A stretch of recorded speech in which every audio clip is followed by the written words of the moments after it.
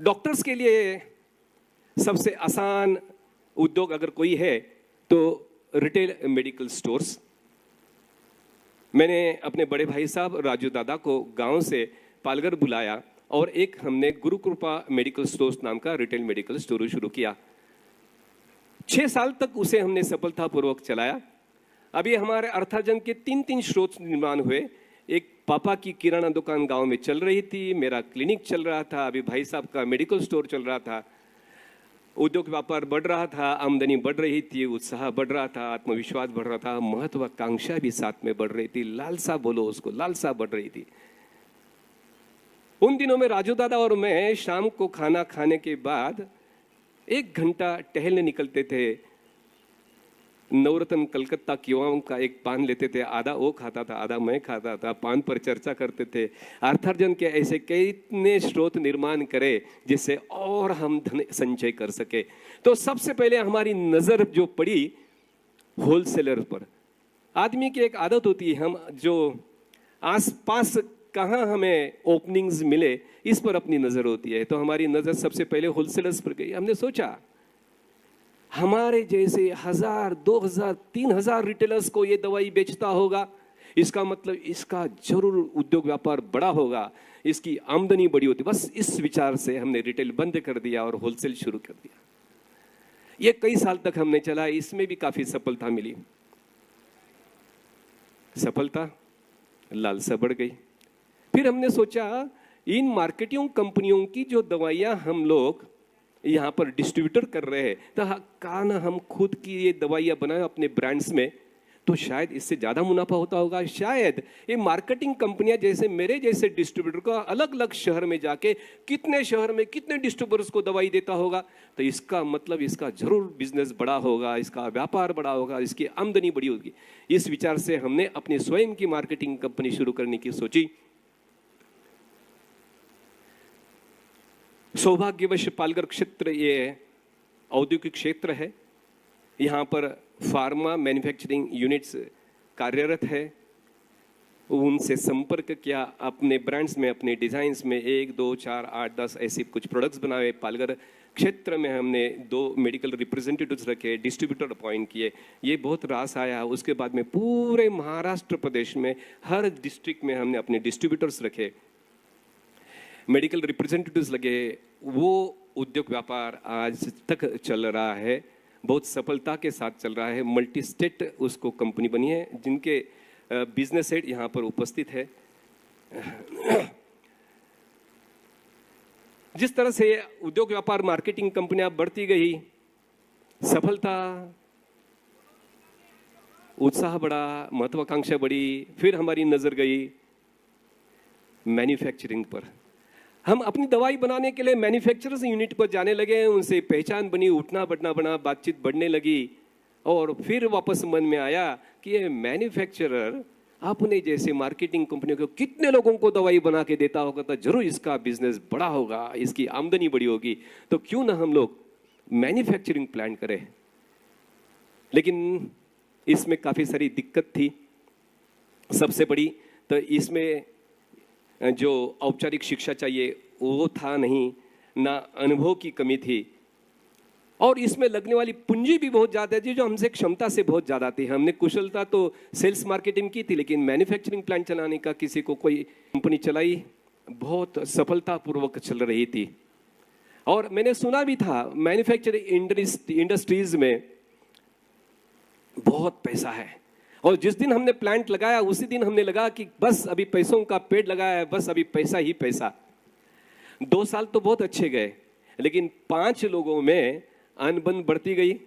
मेरा फैक्ट्री जाना बंद हो गया, देनदार लोगों के देने रुकने लगे, सैलरीज रुकने लगी, बैंक के इंस्टॉलमेंट्स रुकने लगे, और ये ऐसे कगार पे आया कि कब ये एनपीए में जाऊं, कब एक बैंक है। हमने बड़ी कोशिश की, इसको आधे कीमत में भी बिकने की तैयारी हो गई थी, लेकिन नुकसान में जाने वाली कंपनी के जब ड्यू डिलिजेंस करते हैं तो कोई तैयार नहीं होता उसको लेने के लिए। मैंने साहस जोड़ा, क्योंकि मुझे पूरा याद था कि शुरू के 2 साल मैंने वो कंपनी चलाई थी, सफलतापूर्वक चलाई थी। मुझे लग रहा था कि इस कंपनी हम अच्छी तरह से चला सकते हैं। मैंने प्रपोजल दिया, भागीदारों को कि आज अगर एक कंपनी कोई दूसरा लेता तो आपको तो आधा ही पैसा मिल रहा है। अब राजू दादा को डायरेक्टर बनाया, 50% उसको, अब राजू दादा को डायरेक्टर बनाया, 50% उसको हिस्सेदारी दी और हम दोनों भाई दिन रात मेहनत करने लगे। उन दिनों मेरा प्रैक्टिस भी चल रहा था। सुबह 100-150 पेशेंट में रोज देखता था, मॉर्निंग ओपीडी, इवनिंग ओपीडी और दोपहर के टाइम पर फैक्ट्री आके मैं काम संभालता था। मुंबई में हफ्ते में 2 दिन लोकल की धक्का बुक्की के साथ में मुंबई जाना, अपने ग्राहकों को मिलना आता था। मुझे विशेष बात याद है कि उन दिनों में मैं दोपहर का खाना खाता नहीं था, पीता था। मेरा निकलने का समय मेरे धर्मपत्नी को मालूम था। वो घर पे रोटी सब्जी दाल चावल सब इकट्ठा करके बहुत सारी दाल डाल के मिक्सर में एक लोटे में मेरा खाना रेडी रखती थी। मैं उसको पीकर दौड़ता था। इस तरह का अथक 18 घंटा जो काम किया, उसका परिणाम ऐसा हुआ, जो हमने 1.5 साल की मोहलत, जो 1.5 साल का सहूलियत हमने अपने पार्टनर्स के लिया था, तो हमने केवल 6 महीनों में उनका बकाया दिया। पूरा पैसा उनको केवल 6 महीनों में दे दिया।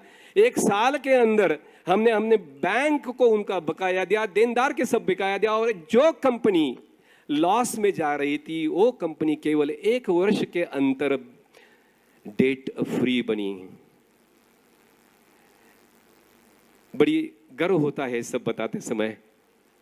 उसके बाद में 2013 से लेकर 2024 तक हमने और 4 मैन्युफैक्चरिंग यूनिट्स डाले, 6 मार्केटिंग कंपनियों में हिस्सेदारी लिए। आज हमारा कारोबार 500 करोड़ के साथ में 55 देशों में हो रहा है। पहले मैं अकेला था, फिर बड़े भाई साहब ज्वाइन हुए। अभी बड़े भाई साहब का लड़का डॉक्टर नीरज, जिन्होंने गवर्नमेंट मेडिकल कॉलेज सोलापुर से MBBS किया है, वो ज्वाइन हुआ। अभी शुरू में इन्हीं दिनों में मेरा बेटा यहाँ पर सभागार में उपस्थित है, डॉक्टर पुष्कर, वो ज्वाइन हुआ।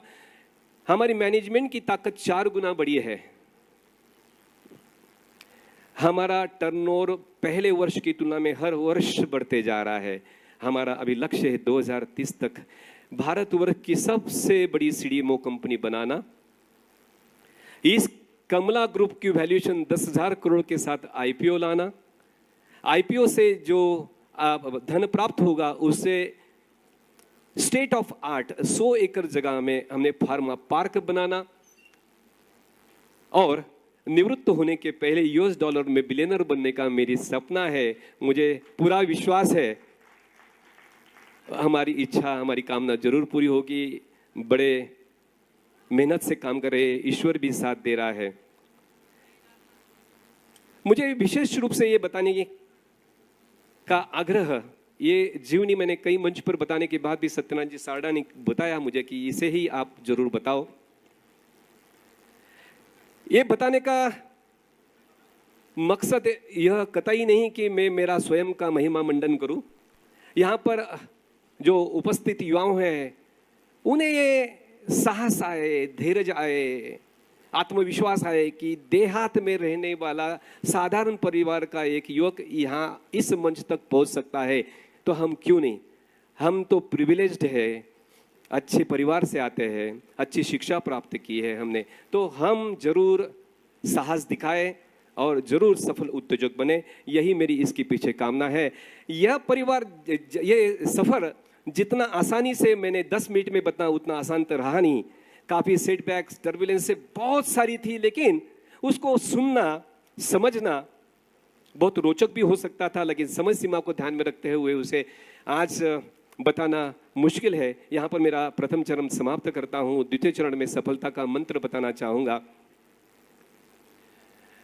परिस्थितियाँ सभी के लिए कभी भी सामान्य नहीं होती।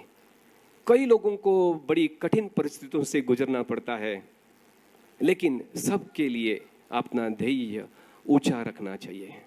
इस सिलसिले में मैं एक छोटी सी कहानी आपके सामने, सच्ची कहानी आपके सामने रखता हूं। तमिलनाडु प्रदेश, एक छोटा सा कस्बा रामेश्वर, यहाँ एक युवक का जन्म हुआ। आप में से कई लोगों को ये कहानी जरूर मालूम होगी। पिताजी मछुआरे थे, घर साधारण था, पैसों की कमी थी।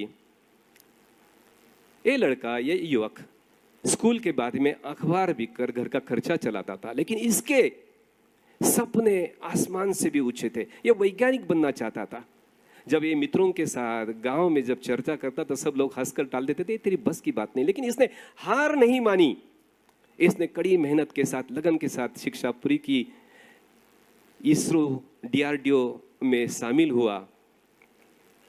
यह युवक भारत का मिसाइल मैन बना, उपरांत राष्ट्रपति बना। इस युवक का नाम था डॉक्टर APJ अब्दुल कलाम। ये जब भी युवकों को संबोधित करते थे, उनका एक बहुत फेमस कोट है, सपना वो नहीं जो आप सोते समय देखते हो, सपना तो वो है जो आपको सोने नहीं देता हो।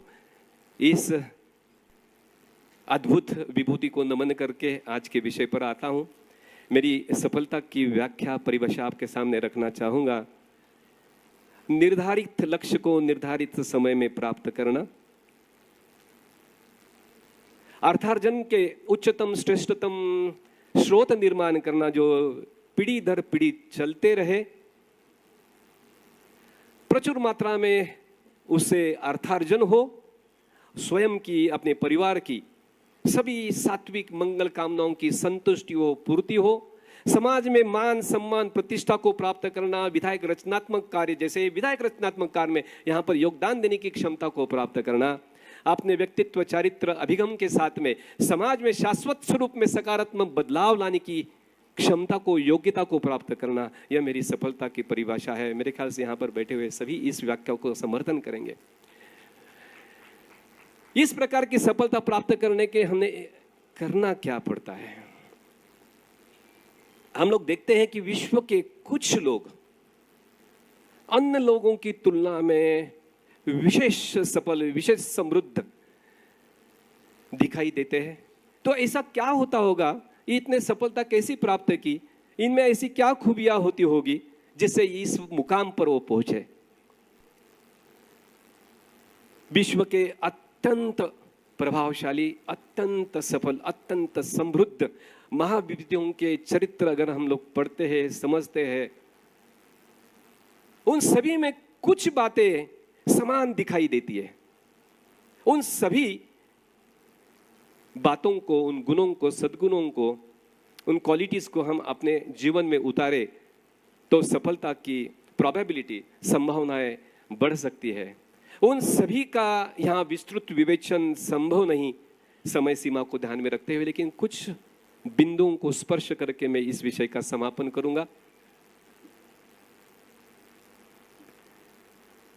रोज सुबह जल्दी उठना, यानी कि रात में जल्दी सोना अनिवार्य है। 7-8 घंटों की निद्रा अत्यंत आवश्यक होती है।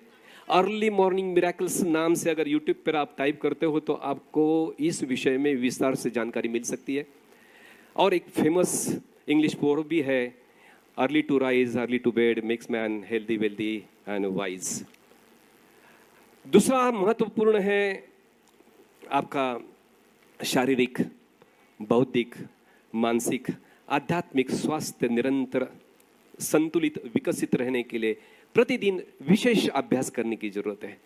शारीरिक स्वास्थ्य के लिए जिमिंग, जॉगिंग करते हैं जिससे फिजिकल फिटनेस बढ़ जाएगा। बौद्धिक स्वास्थ्य के लिए आपको एक्स्ट्रा करिकुलर किताबें पढ़नी पड़ेगी। फिक्शन की, मनोरंजन की किताबें पढ़ना मतलब केवल वक्त जाया करना। किताबें तो वो पढ़ी जाएगी जिसमें इस विश्व के अत्यंत प्रभावशाली विभूतियों के जीवन चरित्र हो, जीवन गाथा हो या उनका दिशा दर्शन हो। उस किताबें को पढ़ने से अपने मनोमस्तिष्क को सकारात्मक प्रभावित करेंगे, जिससे आपका व्यक्तित्व, चरित्र, आपके जीवन को नया आयाम मिल सकता है। और इससे आपका IQ, इंटेलिजेंट क्वोशेंट बढ़ेगा। मानसिक स्वास्थ्य के लिए आपको योग, ध्यान, धारणा, प्राणायाम का विशेष अभ्यास प्रतिदिन करना चाहिए, जिससे आपका spiritual question, emotional question, EQ बढ़ेगा।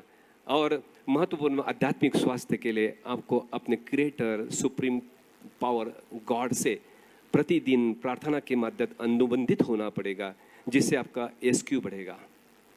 आहार नियम अत्यंत महत्वपूर्ण है। सही समय पर सही मात्रा में शाकाहार संतुलित आहार लेना, जिससे आपका संपूर्ण स्वास्थ्य बना रहे। माता पिता ज्येष्ठ श्रेष्ठ लोगों के प्रति सद्भावना रखे, उनको सम्मान दे, समर्पण भावना से उनसे व्यवहार करे, जिससे आपको सादगी सात्विकता आएगी।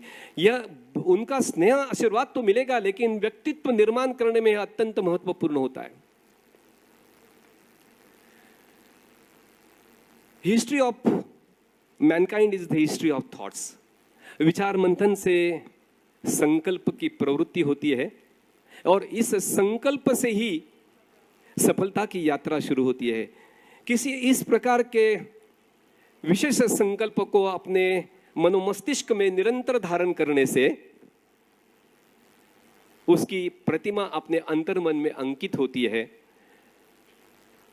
Strong desire to become rich, famous, influential, ये strong desire get converted into deep rooted thoughts. This thoughts gives reflects in your action. These actions makes your habits, then your character, then it gives you a special attitude, जैसे हम लोग अभिगम बोलते हैं। अभिगम आपको आपकी डिजायर्ड डेस्टिनी तक जरूर पहुंचाएगा।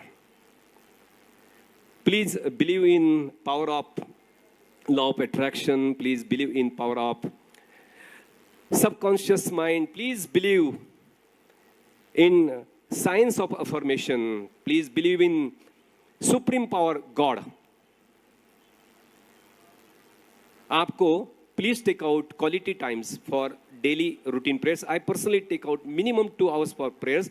Trust me, it definitely helps you in difficult times to boost your moral and confidence and give you that feeling of safe and secured.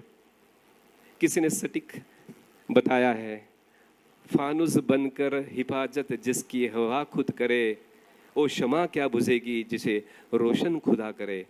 Remember, always, you born poor is not your fault, but if you die poor, it will be definitely your fault. Remember always, thinking low is a crime. So dream high. इसके बारे में HDFC bank के executive founder chairman Deepak ji Pareek का एक प्रसिद्ध quote है। वो cricket T20 का एग्जाम्पल देते हैं।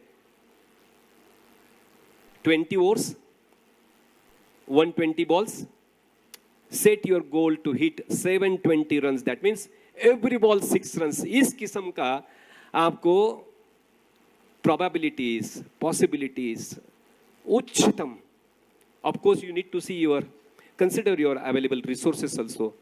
So set your goal with the highest of highest possibilities.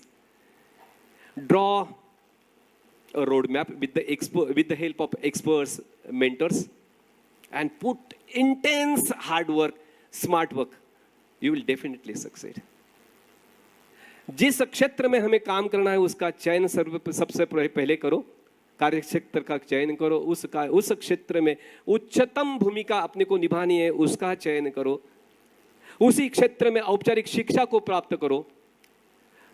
शिक्षा प्राप्त होने के बाद उसी क्षेत्र के नामांकित कंपनियों में काम करना शुरू करो, अनुभव प्राप्त करो, जिम्मेदारियां लो, जिम्मेदारियां सुचारू रूप से निभाओ।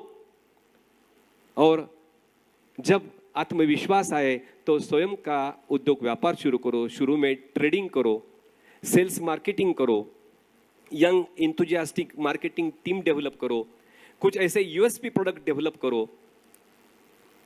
एक बार कस्टमर बेस बढ़ गया, मार्केट साइजेबल हो गया, तो please push yourself to manufacturing sector.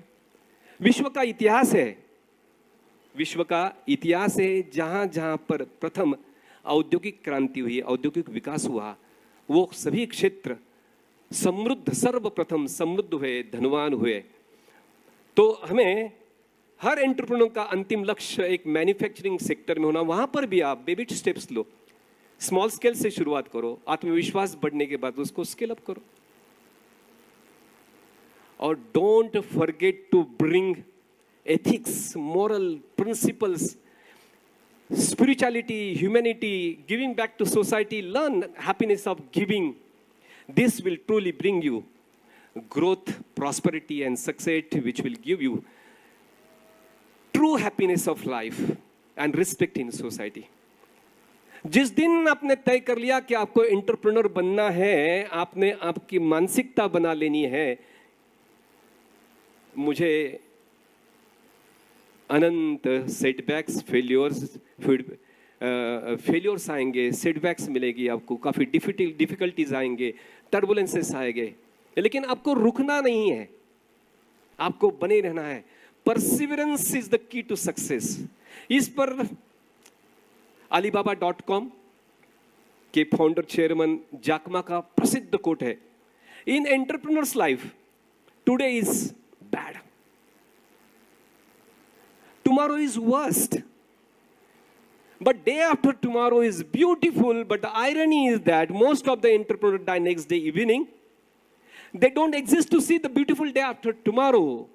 The crux is, please don't give up. बने रहो, बने रहो।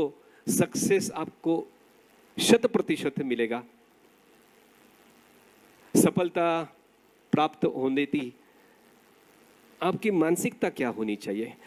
इस प्रकार के सफलता का श्रेय कदापि स्वयं के पुरुषार्थ को ना दे, इसे ईश्वर को समर्पित करे। ऐसा समझे कि ईश्वर ने आपको विशेष काम के लिए चयन किया है।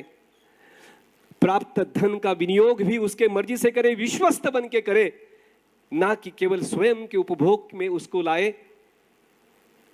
कदापि न भूले,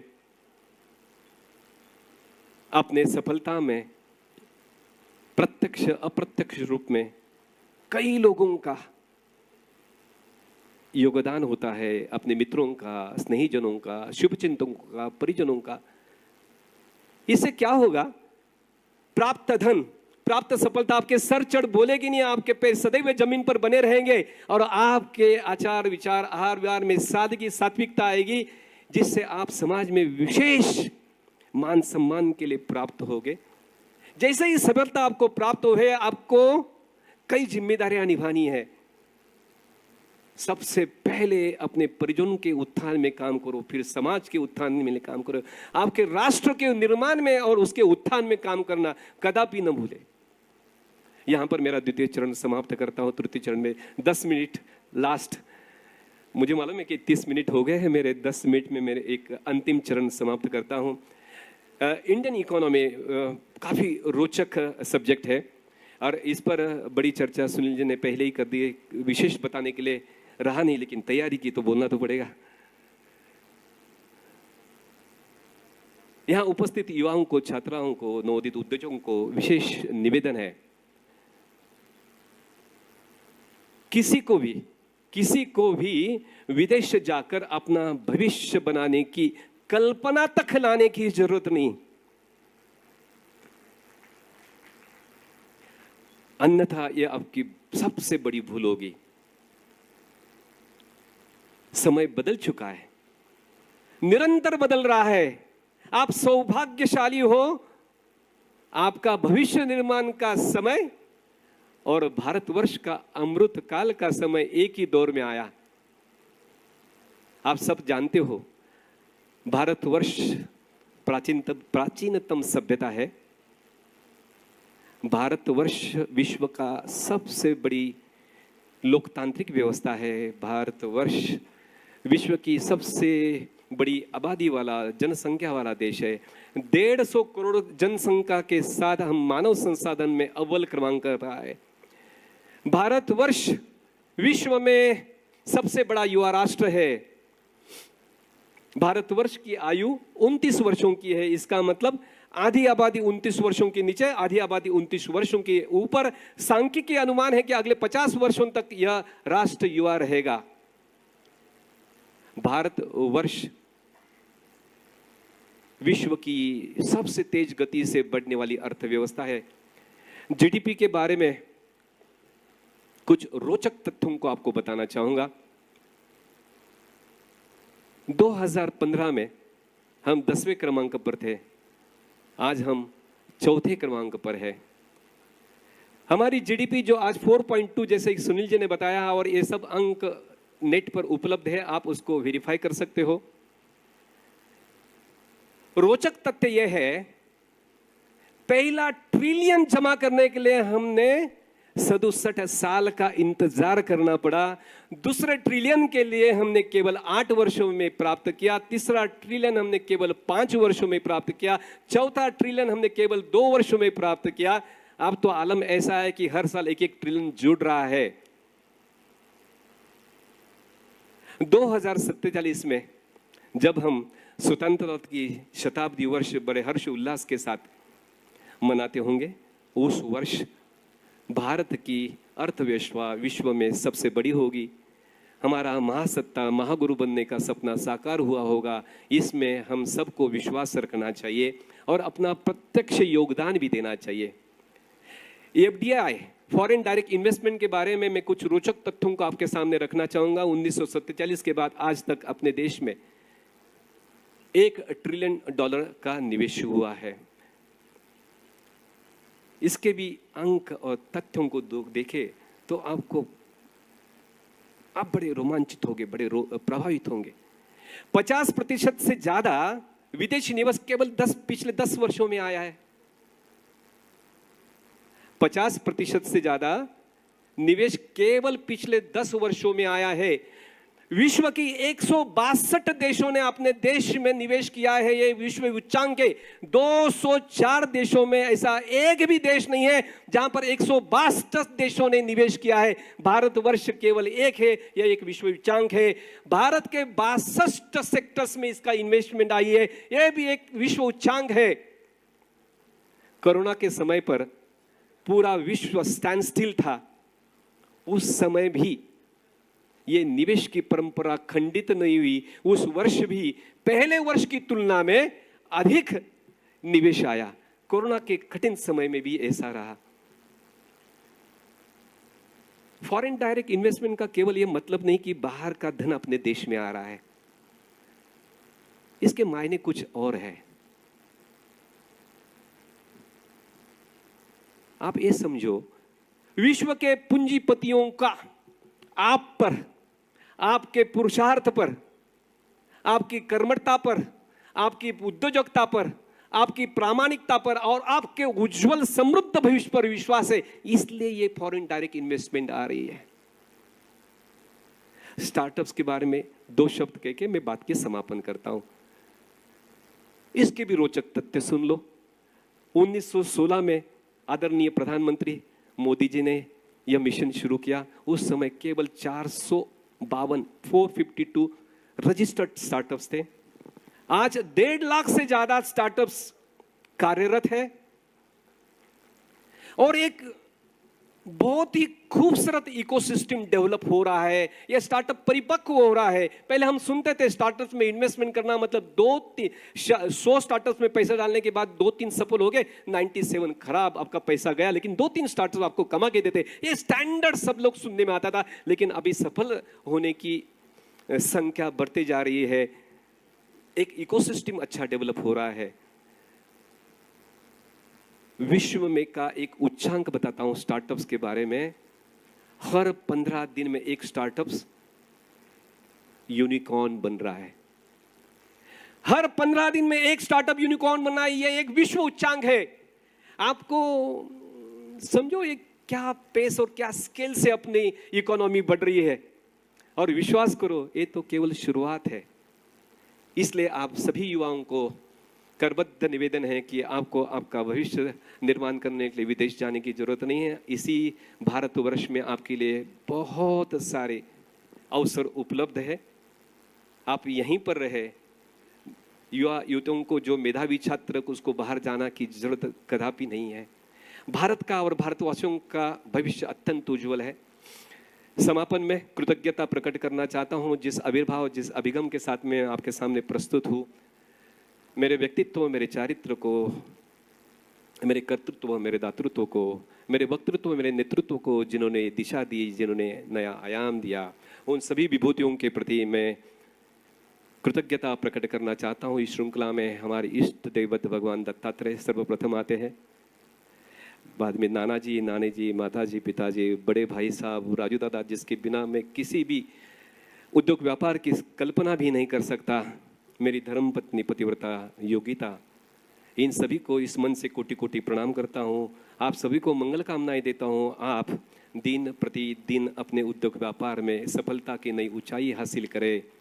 स्वयं का नाम, परिवार का नाम, समाज का नाम, राष्ट्र का नाम ऊंचा करे और इस किस्म का पुरुषार्थ का प्रदर्शन करे कि इतिहास भी आपके लिए एक पन्ना रिक्त रखे। उस रिक्त पन्ने को आपको अपने चरित्र से, पुरुषार्थ से रंगीन करना है। कबीरा कह गए, जब हम पैदा हुए जग हंसे हम रोए, ऐसी करनी कर चलो हम हंसे जग रोए। क्यों डरे जिंदगी में यारो, क्या होगा, कुछ न होगा तो तजुर्बा होगा। बड़ी शिद्दत से निभाओ अपना किरदार इस जिंदगी में यारो, पर्दा गिरने पर भी तालियां बजती रहे। आपकी जोरदार तालियों के बीच मंगल कामनाओं के साथ मेरी अपनी वाणी को विराम देता हूं। फिर जरूर मिलेंगे किसी अन्य मंच पर अन्य विषय के साथ में। तब तक के लिए खुश रहे, खुशियां बांटे। जय हिंद, जय भारत।